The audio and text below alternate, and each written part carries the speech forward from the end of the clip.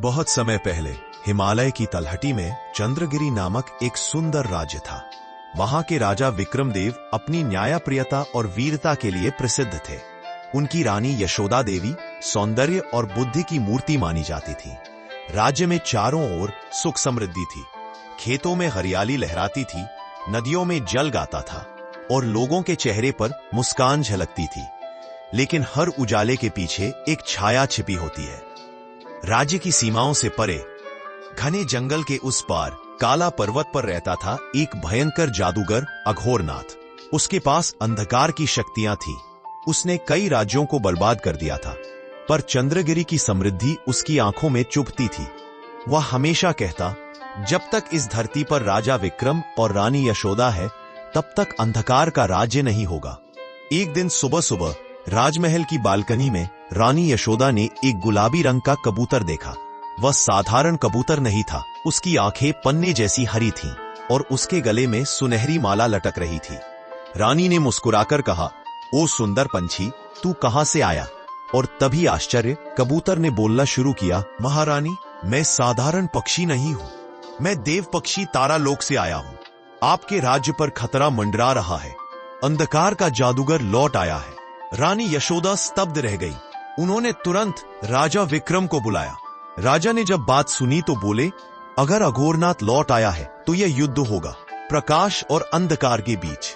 राजा विक्रम, यह युद्ध तलवारों से नहीं, जादू और बुद्धि से लड़ा जाएगा। आपको प्रकाशमणि खोजनी होगी। वही रत्न है जो अघोरनाथ के जादू को निष्क्रिय कर सकता है। राजा विक्रम ने अपने सेनापतियों को बुलाया और आदेश दिया कि वे राज्य के सभी कोनों में खोज करें, पर किसी को कुछ पता नहीं चला।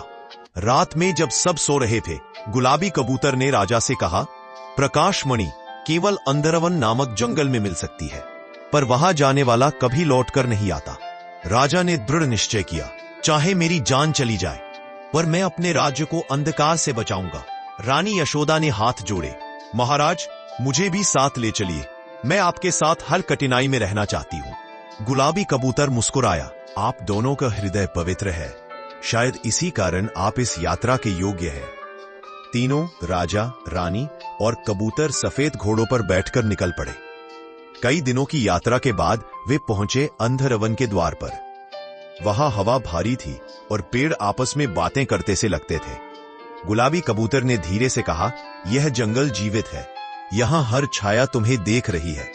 जंगल में प्रवेश करते ही एक बूढ़ा साधु मिला जिसने कहा, वापस लौट जाओ राजन, यहां अघोरनाथ की आत्माएं घूमती है।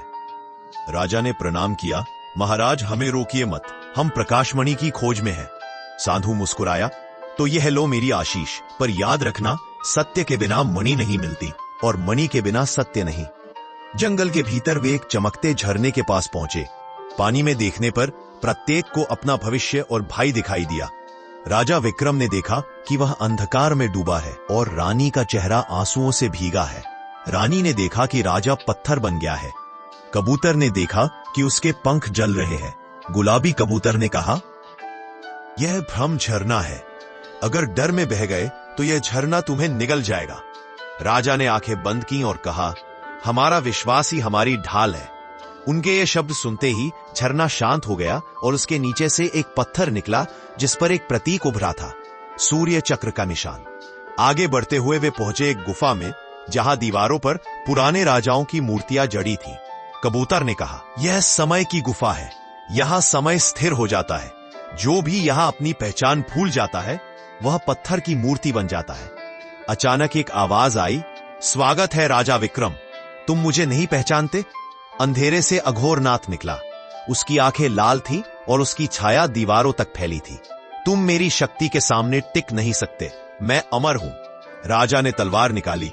धर्म की रक्षा करने वाले को कोई नहीं मिटा सकता। अघोरनाथ ने मंत्र पढ़ा। गुफा कांप उठी, पर तभी गुलाबी कबूतर आगे आया और बोला, अघोरनाथ, तेरी अमरता का रहस्य इस गुफा में ही छिपा है, तेरी परछाई में। राजा ने झटपट तलवार से अघोरनाथ की परछाई पर वार किया और देखते ही देखते जादूगर चीखते हुए धुएं में। गुफा के मध्य में एक चमकता हुआ रत्न प्रकट हुआ, प्रकाशमणि। गुलाबी कबूतर ने कहा, राजन, यह मणि तुम्हारे राज्य को सदा के लिए अंधकार से बचाएगी, पर इसे पाने की एक शर्त है। इसे लोभ या भय से नहीं, प्रेम और सत्य से उठाना होगा। राजा ने हाथ जोड़े और रानी के साथ मिलकर मणि को उठाया।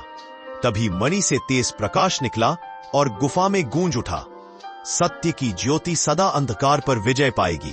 राजा विक्रम, रानी यशोदा और गुलाबी कबूतर जब लौटे तो राज्य में अंधेरा मिट चुका था। खेतों में फिर हरियाली थी, नदियां गा रही थी। राज्यवासियों ने फूल बरसाए और कहा, जय हो प्रकाश के रक्षकों की। राजा ने गुलाबी कबूतर से कहा, देव पक्षी, तुम हमारे रक्षक बनकर आए, तुम्हारा स्थान इस महल में सदा रहेगा। कबूतर मुस्कुराया, मेरा कार्य पूरा हो चुका है, अब मैं स्वर्गलोक लौटता हूं, पर जब भी अंधकार आएगा मैं फिर लौट आऊंगा। और वह आकाश में उड़ गया, पीछे छोड़ गया चमकती गुलाबी धूल की रेखा जो पूरे आसमान में फैल गई। कहते हैं आज भी चंद्रगिरी राज्य में जब कोई संकट आता है तो महल की मीनार पर एक गुलाबी कबूतर दिखाई देता है। लोग मानते हैं कि वह तारालोक का देव पक्षी है, वही जिसने राजा विक्रम और रानी यशोदा को अंधकार से बचाया था। और जब भी बच्चे इस कहानी को सुनते हैं, उनके मन में एक ही बात घर करती है, सच्चाई और प्रेम की शक्ति हर जादू, हर अंधकार से बड़ी होती है। Do like, share and subscribe.